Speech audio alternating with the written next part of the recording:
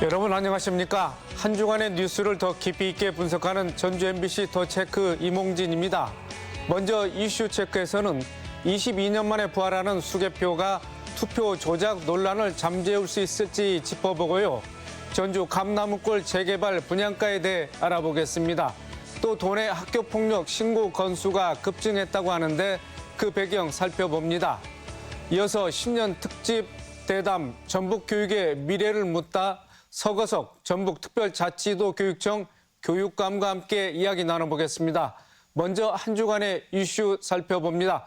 홍민호 변호사 나와 있습니다. 안녕하십니까? 네, 안녕하십니까? 네, 국가 단위 선거가 끝나고 난 뒤에 투표가 조작됐다는 논란과 시비가 그동안 종종 있어 왔습니다. 그런데 올 4월 총선부터죠. 자, 투표 용지를 한 장씩 펼쳐서 확인하는 수작업이 추가된다고 합니다. 22년 만에 수개표가 부활하는 건데요. 자, 그 배경은 무엇입니까? 네. 2002년 6월 지방선거 때 이 전자개표가 처음 도입되었습니다. 당시만 해도 신세계였는데요. 유권자가 투표한 투표지를 전자개표 기계함에 넣기만 하면 광학 센서가 기표를 인식을 해서 후보자별로 그 결과를 자동적으로 집계까지 해주었습니다.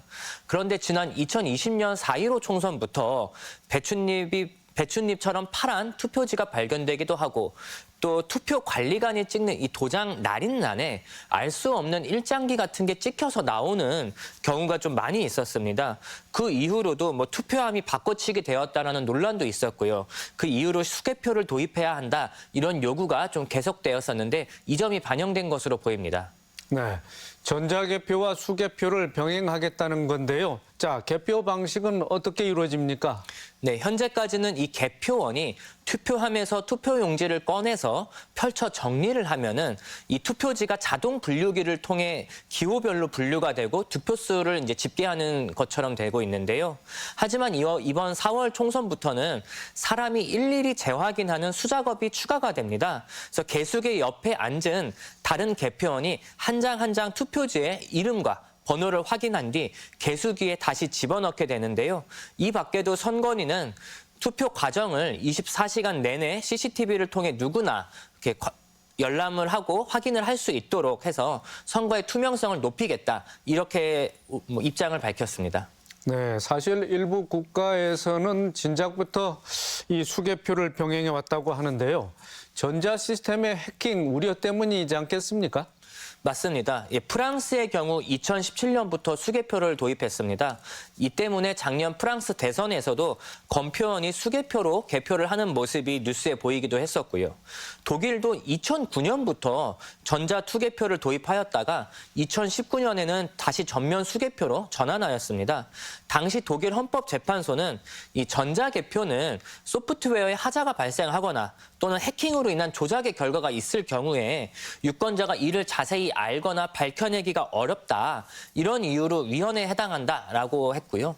또 대만도 2019년부터 중국의 선거 개입과 해킹을 이유로 전면 수개표로 전환하였습니다. 이 밖에 캐나다나 스위스, 스웨덴도 해킹 등의 이제 부정선거의 위험이 있다라는 이유로 전자 투개표 시스템을 좀 수개표로 전환한 사례가 좀 외국에도 많이 보였습니다. 네. 자, 그런데 우려되는 부분도 있습니다. 일단 개표 시간이 오래 걸릴 것으로 보이고요. 또 공무원들이 더 많이 동원되다 보니까 여기에 대한 또 반발 심리도 있을 것 같고요. 자, 어떻게 해소해야 될까요? 네, 선관위가 계산한 바에 따르면 기존 방식보다 최대 4시간이 더 소요될 수 있다 이렇게 보고 있습니다. 또 개표를 위해 늘어나는 인력만 해도 총 400명 정도가 되고요. 네, 문제는 이 400명을 전부 공무원으로 지금 충당한다 이런 계획이어서 공무원들의 반발도 좀 우려되는 상황입니다. 또 예산 문제도 있는데요. 우리 도내에서만 인건비가 최대 7,300여만 원 정도 추가될 것이라고 좀 예상되고 있습니다. 또 당선 확정까지도 시간이 더 많이 걸리기 때문에 후보들과 지지자들의 애도 더 많이 타지 않을까 싶습니다. 네, 그래도 이 수개표의 목적이 부정선거의 우려를 불식시키기 위한 것인 만큼 좀 수검표가 잘 자리 잡기를 바라고 있습니다. 네, 그렇군요. 네. 자, 다음 이슈입니다. 전주 감나무골 재개발 구역 내 신축 아파트 분양가가 논란이 됐습니다. 조합 측이 신청한 것을 보면 3.3제곱미터에 1,600만 원대. 자, 기존의 전북 최고 분양가보다 훨씬 높은 가격 아니었겠습니까? 네, 전주 서신동 감나무골에 1,900여 가구의 아파트가 들어설 예정인 건 다들 아실 겁니다. 아주 대단지 아파트인데 이 중 1,200여 가구가 일반 분양 세대입니다. 네, 그런데 조합 측은 이 일반 분양 세대들에 대해서 평당 1,649만 원에 전주시의 분양 가격을 신청했었습니다. 기존 전북 최고 분양가보다 400원 가까이 높은 가격이어서 좀 말들이 많았고요. 당초 조합은 토지 보상비와 자재비, 그리고 인건비, 그리고 또 사업 장기화에 따른 비용 상승을 고려해 어쩔 수 없는 분양가다 이렇게 주장을 했지만 이 가격대로라면은 전용 면적 84제곱미터 기준으로 5억 5천만 원 정도의 가격이 될 것 것이고요. 또 각종 옵션이나 뭐 확장 비용까지를 추가하면 6억 원까지도 좀 이를 수 있어서 분양가가 너무 높다 이런 지적이 많았습니다. 네. 문제는 이곳이 공공형 택지가 아니라 민간 택지 재개발이라는 것입니다. 그래서 분양가 상한제 심의 대상이 아니고요. 그런데 전주시는 일단 분양가 심의위원회의 심의를 통해서 적정가인지 여부를 좀 살펴보겠다 이렇게 밝혔지 않겠습니까? 네, 사실 이 말씀하신 대로 이 민간 분양이기 때문에 전주시에서 어떤 권한이 있다고는 좀 보기 어렵습니다. 하지만 그래도 전주시가 이 분양가 심의위원회를 열어서 적정 분양가를 평가하였고요. 결국 조합 측의 평당 1,490만 원 정도로 하향할 것을 좀 권고하였습니다. 이 전주시 관계자를 비롯한 이 전문가들은 아파트 건축비가 오른 건 사실이지만 비슷한 조건의 주변 시세 등을 좀 살펴서 적정 가격을 책정하는 것이 무엇보다 중요하고 또 분양가가 너무 낮으면 투기가 우려될 수도 있겠지만 너무 높아버리면 미분양이 나올 수 있기 때문에 적정 수준의 분양가가 산정되어야 한다. 이런 입장입니다. 네, 조합 측이 이 권고안을 전적으로 수용해서 하면 이 가격이 확정되겠지만은 실제 분양가는 확장비 등을 포함하면은 1,600만 원에 가깝지 않느냐 이런 예측도 나오고 있는데 분양가가 언제쯤 확정이 될 것 같습니까? 네, 지나친 고분양 아파트로 좀 걱정되긴 했었는데요.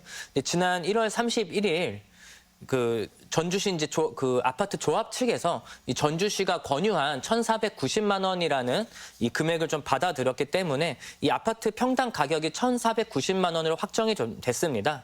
여기에 이제 84제곱미터 기준으로 확장비가 2,800만 원대로 정해지면서 실제 분양 가격은 약 1,570만 원대로 형성될 것으로 좀 보입니다. 네, 당초 예상했던 분양가보다는 좀 낮아지긴 했지만 그래도 최고가를 기록하는 것이기 때문에 앞으로 부동산 시장에 미칠 여파도 좀 있을 것 같습니다. 어떻게 관측되고 있습니까? 네, 문제는 예상보다는 낮아졌다고는 하지만 그래도 절대 낮은 가격은 아닌 것이 사실입니다. 또 현재 또 부동산 경계가 분명히 안 좋은 것도 사실이고 또 금리도 올라가고 있는 추세고요. 이렇기 때문에 좀 부동산 관계자들은 좀 거래 절벽이 심화되는 것 아니냐 이런 좀 우려도 있고 또 일각에서는 이 전주시의 이제 시민들께서 이 아파트를 1,200세대를 소화할 만한 경제적 여력이 있느냐에 대해서 좀 의문을 갖고 계신 분들도 좀 있습니다. 특히 이제 향후 분양하게 될 다른 지구의 분양가 가격 산정에도 이 감나무골 아파트의 가격이 좀 영향을 미칠 수밖에 없기 때문에 앞으로도 이제 다른 아파트 재개발을 함에 있어서 이 분양가가 좀 시민들이 좀 새 아파트를 좀 입주하는 데 있어서 좀 새로운 진입 장벽이 급격하게 높아진 것이 아니냐 이런 우려도 조금은 있는 상황입니다. 네, 그렇군요. 오늘 마지막 이슈입니다. 교육청에 따르면 최근 도내 학교 폭력 신고 건수가 급증했다고 합니다. 지난 2021년 한 해 동안 신고 건수는 1,731건이었는데 2022년에는 2,538건, 46%가 더 늘었습니다. 급증한 배경 어떻게 분석되고 있습니까? 네, 작년 전북 지역 학교폭력 신고 건수가 2년 사이에 46%가 늘었다는 것인데요. 일단 코로나가 종결된 이후에 아무래도 학교 수업들이 이제 대면 수업으로 많이들 바뀌게 됐고요. 또 학생 간 접촉이 이제 당연히 늘어날 수밖에 없었고, 또 학교 폭력에 대한 사회적 민감도가 최근 많이 늘어났습니다. 이 때문에 학교 폭력 신고 사례가 좀 늘어났을 것이라 분석하고 있습니다. 그래서 이에 좀 교육청에서는 학교 폭력 근절을 위한 좀 종합 대책을 시행하겠다, 이렇게 밝힌 상황입니다. 네. 자, 교육청 분석에 따르면 학교 폭력 유형. 자, 어떻게 나와 있습니까? 네, 지난해 학교 폭력을 유형별로 살펴보면요. 단순 폭행이 991건으로 전체 학교 폭력의 약 40% 정도 되는 비율을 차지하고 있습니다. 그 다음으로는 이 성 관련 사건이 423건으로 16% 정도고요. 그 다음으로는 따돌림이 368건, 언어폭력이 345건, 그리고 금품 갈취가 151건 등의 순으로 나타났습니다. 또 학년별로 보자면 중학교가 1,145건으로 전체의 45%를 차지하고 있고요. 이어 초등학교가 843건으로 약 33% 정도 됩니다. 그리고 고등학교가 221건으로 22% 정도를 차지했는데요.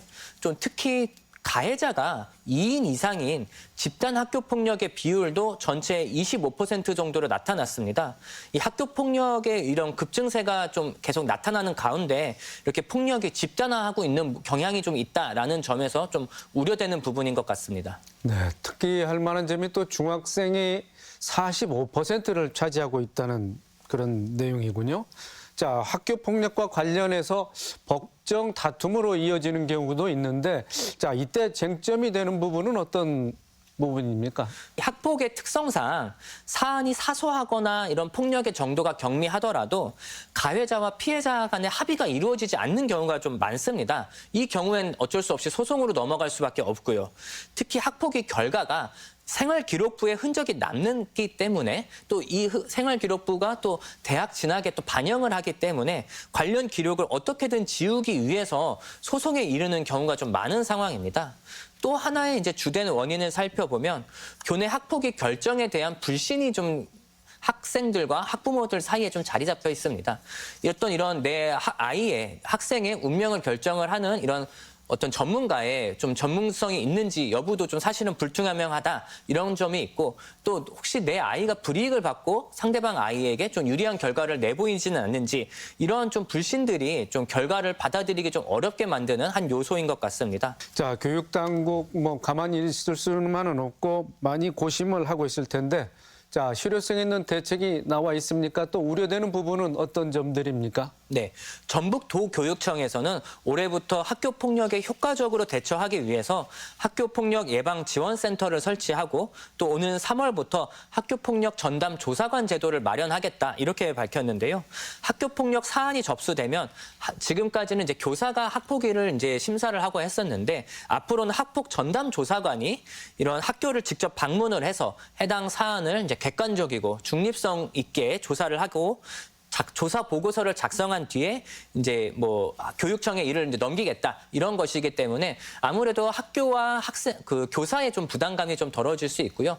덕분에 이제 교사는 이제 학교와 이제 학생 간의, 그리고 이제 이런 치유 문제나, 그리고 아이들 간의 이제 긴급 조치나 또 상담, 이런 부분에 좀 집중을 할 수 있어서 좀 장점이 있을 것 같다, 이런 면은 있는데, 하지만 좀 단점도 분명히 존재합니다. 학폭 전담 조사관 제도가 너무 성급하게 추진되면 당장 3월 초에 학폭이 좀 집중되는 경향이 있거든요.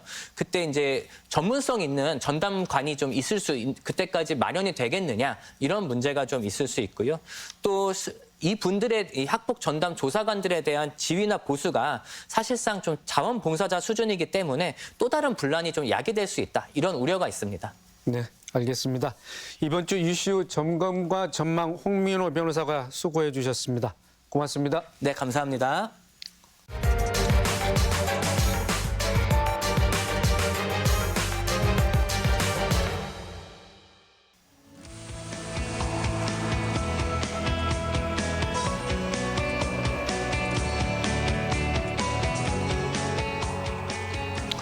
전북특별자치도 출범과 함께 도교육청도 전북특별자치도 교육청으로 새롭게 출범했습니다.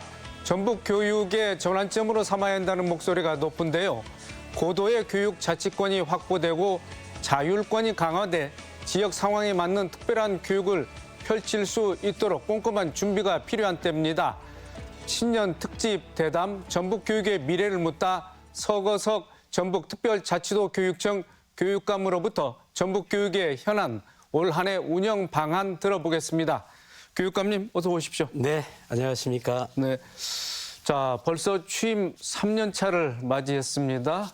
횟수만 3년이고요. 네. 실제로는 1년 반입니다. 그렇습니다. 그런데 이제 앞으로 넉 달여 후에는 이제 임기 절반을 맡게 됩니다. 그렇습니다. 자, 전북교육의 수장으로서 어떤 각오와 목표를 가지고 교육 행정에 임하고 계신지 먼저 말씀 듣고 본격적인 토론 이어가도록 하겠습니다. 네, 안녕하십니까. 전북특별자치도 교육감 서거석입니다. 지난 한 해 우리 교육가족 여러분 모두가 애써주신 덕택에 교육부 종합평가 최우수 교육청에 선정되었고 또 예산 운영, 학교 회계 운영에서도 최우수 교육청에 선정되었습니다. 우리 전북 교육을 믿고 성원해 주신 존경하는 전북 도민 여러분과 그리고 교육가족 여러분께 진심으로 감사드립니다. 그리고 지난 1월 이제 도청과 함께 저희 교육청도 전북특별자치도 교육청으로 새로 출범했습니다. 새롭게 더욱 힘차게 도약해서 우리 전북이 한국 교육의 중심이 되도록 최선을 다하겠습니다. 감사합니다. 지난달 22일이었죠. 전북특별자치도 교육청 출범식이 열렸습니다. 자, 각종 특례를 통해서 자, 학교 운영과 또 교육과정의 자율권을 확대하겠다 그런 의미가 있을 텐데 자, 전북만의 차별화된 특례가 있다면 어떤 것들이 있을까요? 네, 크게 보면 4개가 있습니다. 하나는 자율학교 운영 특례, 그리고 유아교육 특례, 또 초중등교육 특례, 그리고 농촌 유학 특례, 그 4가지를 들 수 있는데요. 자율학교 운영 특례는 우선 그 자유롭게 교육과정을 정할 수가 있고요. 또 직업계고 같은 경우에는 지역의 산업 수요에 맞게 교육과정을 정할 수가 있습니다. 그리고 이제 초중등 교육 같은 경우는 그 외국인 학교라든가 대안학교도 그전에는 이제 규제가 굉장히 심했습니다만 자율적으로 세울 수가 있고요. 또 유아교육 같은 경우는 유치원을 새로 설립한다든가 교사를 배치한다든가 이런 것들도 자율적으로 할 수 있도록 하고 있습니다. 그래서 그 우선 조문은 4개로 되어 있습니다만 유아교육하고 초중등 교육 관련 특례의 경우에는 실질적으로 더 많은 그런 특례가 허용이 되기 때문에 실질적으로 한 40여 개의 조문에 해당이 된다. 이렇게 말씀을 드릴 수가 있고요. 앞으로도 이런 새로운 특례를 발굴해서 인정을 받을 수 있도록 노력을 할 계획입니다. 네. 그런데 교육감님, 자, 이번에 건의는 했지만은 또 반영되지 못한 특례도 있을 것 같고요. 또 그렇다면 그런 부분에 대해서는 앞으로 재추진 의사를 갖고 계시는지 또 그렇다면 어떤 방법으로 하실 건지 좀 말씀을 해 주시죠. 네. 물론 이번에 저희가 특례로 인정받기 위해서 또 채택받기 위해서 노력을 했지만 이루지 못한 것들이 여러 개 있습니다. 그래서 그것은 더 보완해가지고 앞으로 꼭 채택이 되도록 노력을 할 것이고요. 이제 대표적인 거 하나 든다면 최근에 우리 지역에 이전해온 공공기관들이 있지 않습니까? 네. 이제 거기에 우리 특성화고 직업계고 학생들이 졸업을 할 때 일정 비율 우선 채용될 수 있도록 하는 그런 안을 저희가 만들었었거든요. 네. 이제 그게 채택이 안 됐어요. 그래서 다음에는 꼭 그게 채택될 수 있도록 노력할 생각입니다. 네. 자, 교육감께서는 취임 초부터 기초 기본 학력 향상을 집중적으로 강조해 오셨습니다. 자, 관련해서 그동안 어떤 정책을 추진하셨고 또 성과가 있었다면 어떤 부분인지 좀 말씀을 부탁드리겠습니다. 네, 우리 전북특별자치도 교육청의 교육 목표와 비전이 바로 실력과 바른 인성을 키우는 이 두 마리 토끼를 동시에 잡는데 그 목표를 두고 있습니다. 실력을 길러야 되는데 실력에는 이제 그 단계별로 기초학력부터 시작해서 뭐 기본학력 또 그 이상 이렇게 이제 나눠져 있습니다만은 기초학력이 역시 가장 중요하다고 볼 수가 있겠죠. 그래서 아주 오래간만에 작년 3월에 우리 아이들의 도대체 기초학력이 어느 정도 수준일까 해가지고 진단 검사를 했습니다. 그랬던 그 결과 혹시 아닐까 했는데 역시 참담한 결과가 나왔습니다. 그래서 학교 불문, 학년 불문, 반 불문하고 전체에서 3%에서 한 20% 정도가 기초학력 미달로 나타났어요. 근데 이때 기초학력 미달이라는 것은 어느 수준이냐 그러면 고등학교를 졸업한 아이들이 구구단을 제대로 외우지 못하는 수준이거든요. 매우 낮은 수준이에요. 그래서 지난 1년 동안 우리 교육가족 여러분들, 저희 도교육청, 또 14개 시군의 교육지원청, 그리고 800개 학교에서 선생님들이 무진 애를 쓰셨습니다. 그런 결과 아주 성과가 높게 나타났는데요. 초등학교 같은 경우에는 60~70% 정도가 미달 학생이 줄었어요. 그리고 중고등학교는 30~40% 줄었는데 사실 초등학교 같은 경우는 한 교실에 2분 선생님이 들어가는 1수업 2교사제라든가 또는 교과 보충 학습 프로그램을 운영한다든가 여러 가지로 지원을 많이 한 결과다 이렇게 생각을 해서 이제 기초학력은 그렇게 좋아졌는데 이제 금년에 지속적으로 하면 아마 더 좋아질 것 같습니다. 근데 금년에는 기초학력뿐만 아니라 이제 기본학력까지 올리자 이런 목표를 두고 있고요.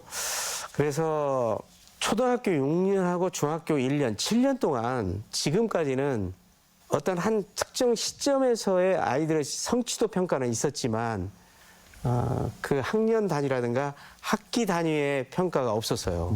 네, 그러다 보니까 바로 그것이 우리 전북 지역 아이들의 학력 저하의 주된 이유가 되지 않느냐 그런 목소리가 높았거든요. 그리고 또 그 학부모님들도 이제 그 방금 말씀드린 그것이 총괄 평가라고 하는 것인데 총괄 평가가 꼭 필요하다 이런 목소리가 굉장히 높았어요. 또 요구도 매우 강했고요. 그래서 금년에는 그 총괄 평가를 함으로써 기본 학력까지 좀 높일 수 있으면 좋겠다. 이제 그런 생각을 가지고 있고요. 또 금년 3월부터는 전국에서 최초로 중고생들에게 스스로 공부할 수 있는 그런 학습 매니저 앱을 제공하려고 합니다. 그리고 또 AI 기반의 코스웨어 시스템도 구축을 할 생각이고요. 네. 자, 말씀하신 대로 올해부터는 이제 총괄 평가가 시작되는데요. 자, 교육감께서는 뭐 지금까지는 고등학교 1학년 학생 뭐 평가를 하지 않았는데 이제 3월부터 이제 평가를 하겠다는 뭐 강한 의지를 내비치셨습니다. 그런데 일부에서는 이 평가가 줄 세우기 아니냐 또는 낙인 찍기의 역효과도 날 것이다. 이렇게 반대 입장을 나타내는 것도 있습니다. 자, 이 부분에 대해서는 교육감께서는 어떻게 또 설득을 해 나가실 생각이신지요? 네, 지금까지 초등학교 6년간 그리고 중학교 1년에서 7년간 이제 학기 단위나 학년 단위의 평가가 전반적인 평가가 없었기 때문에 이것이 바로 우리 전북 지역 아이들의 학력 저하의 주된 이유다.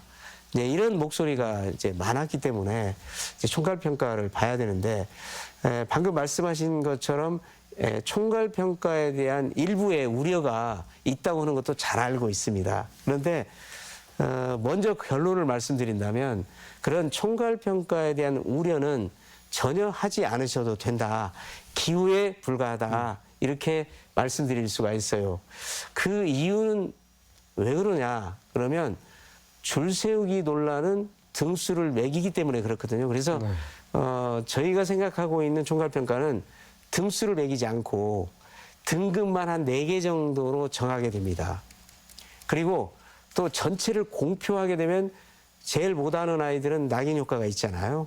그래서 공표를 하지 않고 그 아이와 학부모님한테만 정보 제공 차원에서 등급을 알려주는 거죠. 이제 그렇게 되면 내가 뭘 보완을 해야 될 건지를 알 수 있어서 실질적으로 많은 도움이 될 것이다. 그리고 또 아까 우려한 그러한 문제는 원천적으로 발생되지 않는다. 이렇게 말씀드릴 수가 있을 것 같습니다. 네. 자, 교육감님께서 시도교육감 협의회 이 같은 데서 활동을 좀 많이 하고 계시는데 타 시도 교육청에서도 이런 기초 기본 학력 향상을 위한 이런 정책들도 물론 이제 갖추고 있는 데도 있을 것 같은데 자, 어떻게 의견들을 교류하고 계십니까? 또 비교 평가도 하고 있나요? 지금 다른 16개 시도 교육청이 있습니다만은 기초 학력이 그동안 너무 뒤처졌다 하는 데에 대해서는 인식을 같이 하고 있어요. 근데 이제 정도 차이는 물론 있겠지만 근데 우리 지역은 유난히 더 처져 있는 어떻게 보면 최하위권에 해당된다. 그래서 문제의 심각성이 더 많이 있습니다만 다른 지역도 역시 과거와 달리 학력 신장의 중요성에 대해서 다들 공감하고 또 신장을 시키기 위한 여러 가지 노력들을 하고 있습니다. 네, 알겠습니다. 자, 다른 화제로 좀 넘어가 보도록 하겠습니다. 전북특별자치도 교육청이 교육인권 조례를 제정했지 않겠습니까? 네. 그러므로 해서 이제 교권 보호 정책들을 쭉 펴보셨는데 자, 앞으로도 지속해 나가야 될 정책들이 있다면은 어떤 부분들인지 좀 설명을 해 주시죠. 네. 예. 저는 사실 이제 교육감에 취임하기 전부터 그 학생인권과 교권은 함께 존중되고 보호돼야 된다. 균형과 조화를 이루어야만 학교가 정상적으로 운영될 수 있다. 이렇게 강조를 해왔고요. 제가 이제 취임하자마자 학생인권센터를 교육인권센터로 바꿨습니다. 그래서 거기에서 학생인권과 교권, 교육활동을 보호하는 그런 것을 동시에 이제 할 수 있도록 기틀을 마련을 했거든요. 그래서 이것은 이제 사실 전국 최초의 일이었습니다만 작년 8월에는 이 교육활동 보호에 관한 저희 청의 종합 대책을 내놨어요. 그 내용, 주된 내용을 보면 이제 금년부터 본격적으로 시행을 합니다만 우선 학교에 오는 민원들은 학교장이 책임진다. 학교장 책임제. 그리고 교육활동 보호를 위한 긴급 지원단, 또 법률 지원단, 또는 회복 멘토단 이런 것들을 만들어서 운영을 하고 있고요.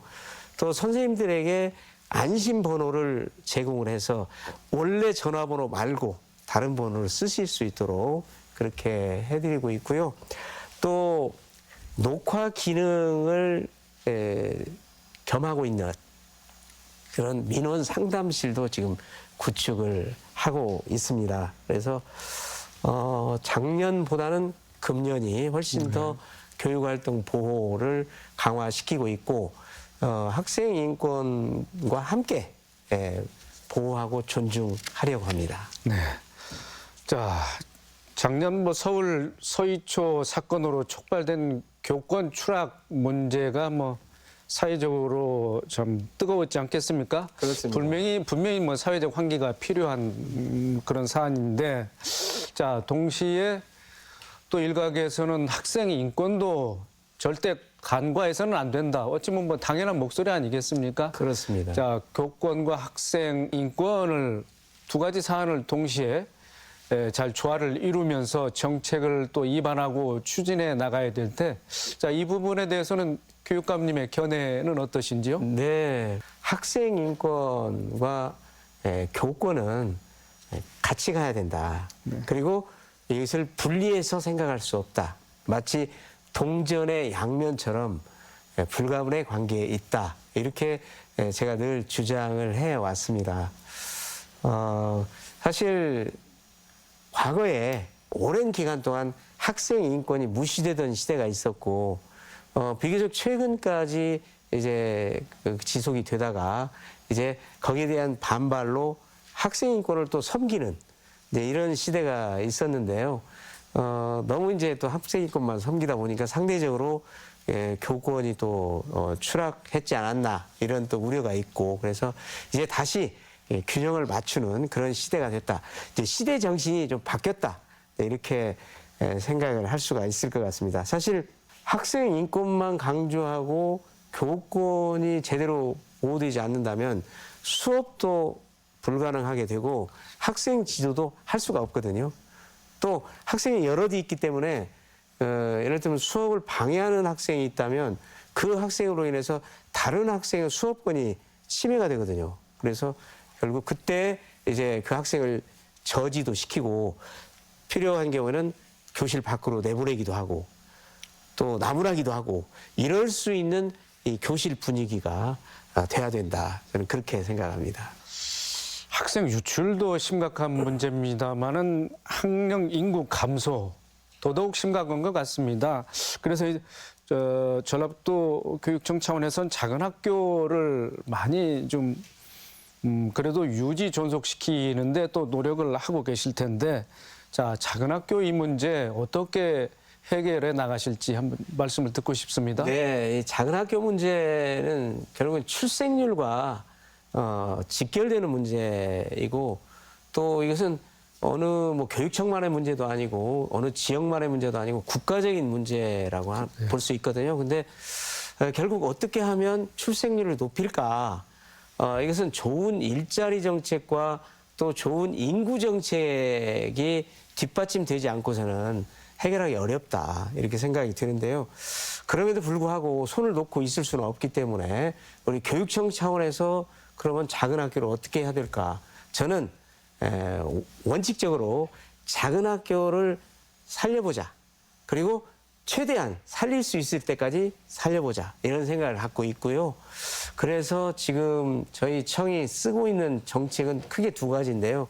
하나는 어울림 학교를 확대하는 것입니다. 어울림 학교라는 것은 큰 학교에서 작은 학교로 옮겨서 학교를 다니는 거죠. 그런데 그 종전에는 같은 시, 군 내에서만 어울림 학교를 인정을 해줬어요. 근데 제가 그걸 바꿨습니다. 그래서 그 다른 시군 내에서도 아니 전라북도 전체 어디서나 강호신 아픈 학교를 다닐 수 있도록 해줌으로써 대신 큰 학교에서 작은 학교로만 됩니다. 작은 학교에서 큰 학교로는 안 되고요. 그래서 작은 학교를 더 활성화시키고 아이들이 모이게 해보자. 네, 그런 정책을 지금 시행하고 있고요. 두 번째는 서울을 비롯한 다른 지역에서 한 학기 또는 1년 또는 2년 이쪽으로 옮겨와서 학교를 다닐 수 있도록 해보자. 농촌 유학 제도를 시행하고 있습니다. 지금 뭐 처음 시작은 작년부터 했습니다만, 재작년, 네. 제가 취임 직후부터 했습니다만, 그때보다는 지금 많이 늘어났는데, 역시 이제 그것도 한계가 좀 있습니다. 그래서 문제는 이런 노력을 다 했는데도 불구하고 세월의 힘을 이길 수가 없잖아요. 세월이 흐르면서 자꾸 출생률이 낮아지고 더 인구가 적어지니까요. 이럴 경우에 어떻게 될 거냐. 이제 아이들이 50명 있던 학교가 30명, 20명, 10명, 5명. 제로가 되면 어떻게 될 거냐. 물론 당연히 제로가 되면 학교를 이제 문을 닫아야 되겠습니다만 이제 한 학년에 2~3명밖에 남지 않았을 때 한 모둠이 4명이거든요. 근데 4명 조편성도 안 되는 경우에 어떻게 할 거냐. 그게 이제 고민입니다. 근데 사실 지금까지는 이제 어떤 정책을 이 작은 학교에 대해서 썼느냐 그러면 아이가 스스로 자연 소멸 될 때까지 학교를 유지하는 거예요. 이제 그러다 보니까 여러 가지 문제점이 발생이 됐는데 그 한 학년에 2~3명밖에 안 되는 그런 학교. 그러니까 초등학교 같으면 3명이라고 보면 한 20명이 안 되는 거죠. 이런 정도의 작은 학교, 중고등학교는 10명 미만이 되는 학교에 다닐 경우에 과연 그 학교에 다닌 아이들이 제대로 공부를 배울 수 있는가? 그리고 사회성을 기를 수 있는가? 이런 측면에서 바라봤어요. 그랬더니 그 아이들에게 치명적인 피해를 주는 것이더라고요. 근데 그동안에는 그걸 가볍게 여기고 무시했습니다. 아, 마을을 살려야 되니까 학교가 살아야 돼. 그러니까 너는 다녀야 돼. 이런 논리였거든요. 근데 그 아이들 입장에서 나중에 성인이 돼가지고 사회성을 못 길러서 적응을 못했을 때 누구를 원망할 것인가. 그 굉장히 심각한 문제고 이거는 다른 각도에서 본다면 그 작은 학교에 다니는 아이들의 인권을 침해하는 것일 수도 있거든요. 그래서 안 되겠다. 이제 그런 정책은 그만하자.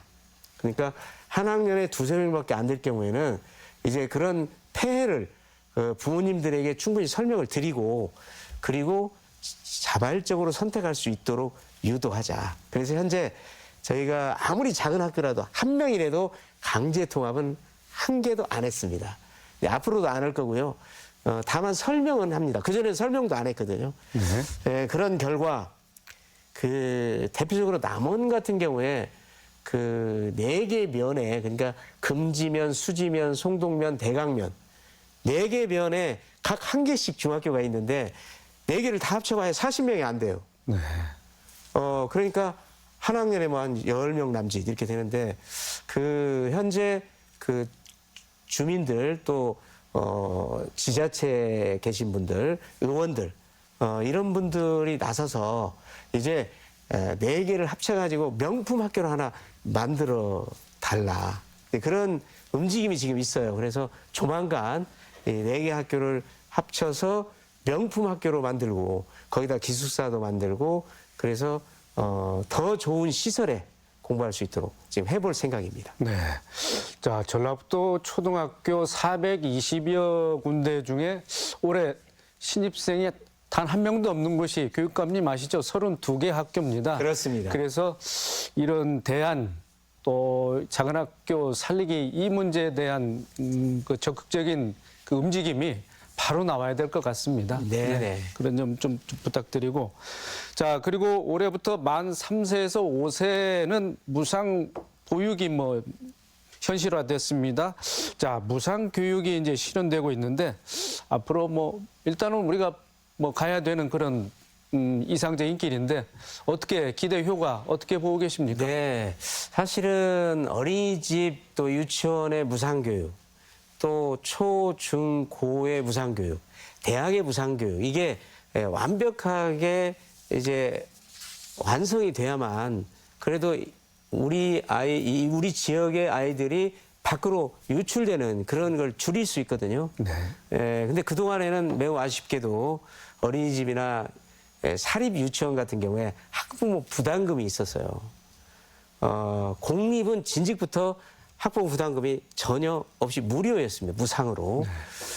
그래서 그건 굉장히 아쉬운 일이었고 또 다른 측면에서 보면 똑같은 도민의 아이들인데 어떤 아이들은 공립 유치원에 다녀서 무상으로 되고 사립 유치원에 다니는 아이들은 또 부담을 해야 되니까 이거 좀 차별 아니냐 이런 측면도 있었거든요. 그래서 이제 금년부터 사립 유치원의 부담금을 완전히 없애고 저희 교육청에서 부담을 합니다.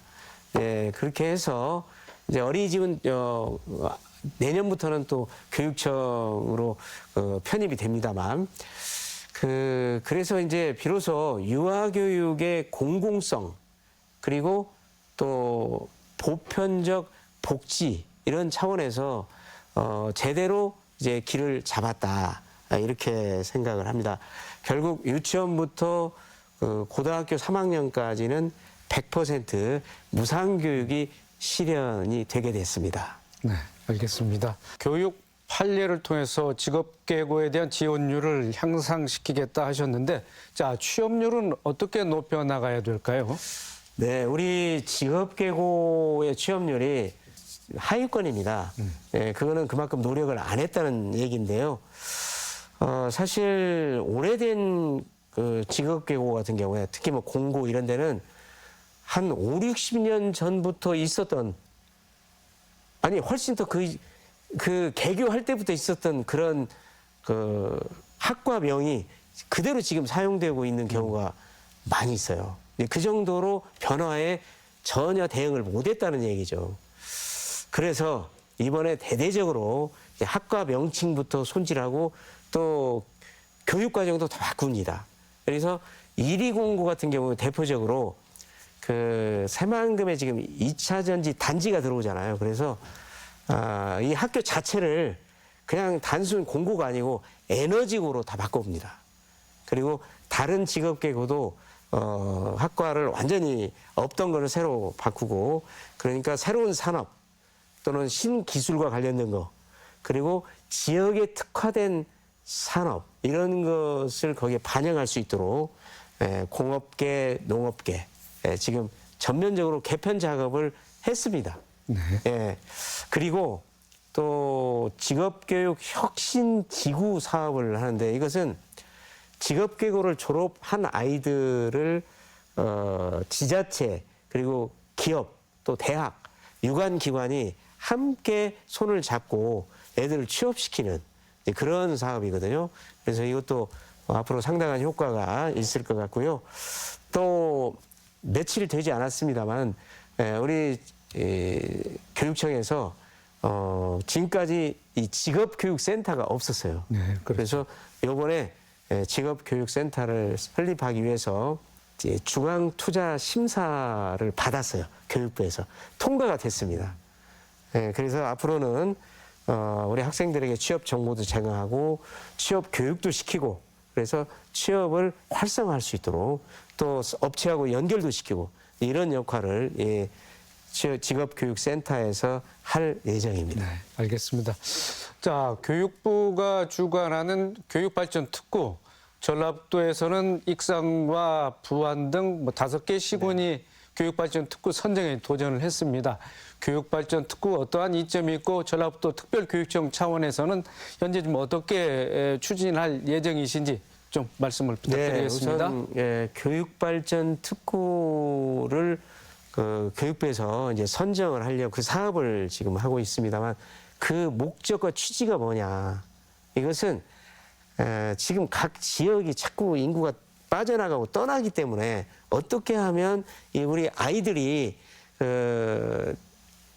어린이집, 유치원부터 시작해서 초등학교 다니면서 또 돌봄도 받고, 늘 봄이라고 합니다만은 방과 후 학교하고 돌봄을 합쳐서 늘봄, 그렇게 이제 새롭게 정의를 내렸습니다만, 그다음에 중, 고, 대학까지 또 취업까지 이 지역에서 할 수 있다면 아마 떠나지 않고 여기에서 오래도록 살 거다, 정주할 것이다. 이것을 염두에 두고 만든 게 바로 만들려고 하는 것이 교육발전특구라고 하는 것입니다. 이것은 그렇기 때문에 교육청만의 힘으로는 이걸 해결할 수가 없어요. 그래서 우리 전북특별자치도에 우리 지사님을 필두로 한 도청, 그리고 또 14개 시군의 그 지자체, 그리고 대학, 기업이 함께, 교육청과 함께 힘을 모아서 이거를 이제 해내려고 생각을 하고 있고요. 지난 1일 날 도지사님을 비롯해서 기업 대표까지 전부 모여가지고 네. 그 교육발전특구 협약을 맺었습니다. 그래서 오늘 현재 5개 시군이 참여를 하고 있습니다만, 이제 7월 달에 또 2차 선정이 있기 때문에 그때는 나머지 9개 시군도 다 동참할 것으로 기대하고 있습니다. 네, 알겠습니다. 자, 지금까지 전북 교육을 한 단계 도약시키고 내실화하기 위한 우리 서거석 교육감님의 의지와 포부를 들어봤는데, 토론을 마칠 시간이 거의 다 된 것 같습니다. 오늘 말씀 요약해 주시고 또 교육 수요자들한테 한 당부 말씀 듣고 이 시간 마치도록 하겠습니다. 네, 존경하는 전북특별자치도 도민 여러분, 그리고 교육가족 여러분, 지난 한 해 정말 고맙고 감사했습니다. 늘 전북교육을 믿고 또 지지해 주시고 성원해 주셔서 너무 감사합니다. 금년 1년도 더 따뜻한 애정과 관심으로 우리 전북교육을 지켜봐 주시고 또 우리 도민 여러분들 중에는 우리 아이는 이제 다 성장을 했으니까 학생이 없어. 그러니까 내일이 아니야. 이렇게 생각하지 마시고 결국은 그 세상을 바꾸는 것은 사람이고 사람을 바꾸는 것은 교육이기 때문에 우리 아이들이 잘 커야 전북의 미래가 있습니다. 꼭 내 아이가 아니더라도 우리들의 아이이기 때문에 우리들의 아이가 우리 전북의 미래를 잘 만들어갈 수 있도록 도와주시기 바랍니다. 감사합니다. 네, 교육감님 오늘 말씀 고맙습니다. 교육을 흔히 백년지 대계라고 하는데요. 당장 결과를 내기보다는 시간이 걸려도 멀리 내다보고 심혈을 기울여야 더 큰 성과가 이루어질 수 있다는 의미겠지요. 무엇보다 출산율 저하로 인한 학생 수 감소에 대응하기 위해서는 지자체와의 긴밀한 협력을 통해 미래 교육의 지평을 넓혀 나가는 게 중요할 것 같습니다. 전북 교육이 올해를 자치교육 실현의 원년으로 삼은 만큼 새 출발을 할 수 있도록 지혜를 모아야겠습니다. 더 체크 오늘 순서 여기서 마칩니다. 시청해주신 여러분 고맙습니다.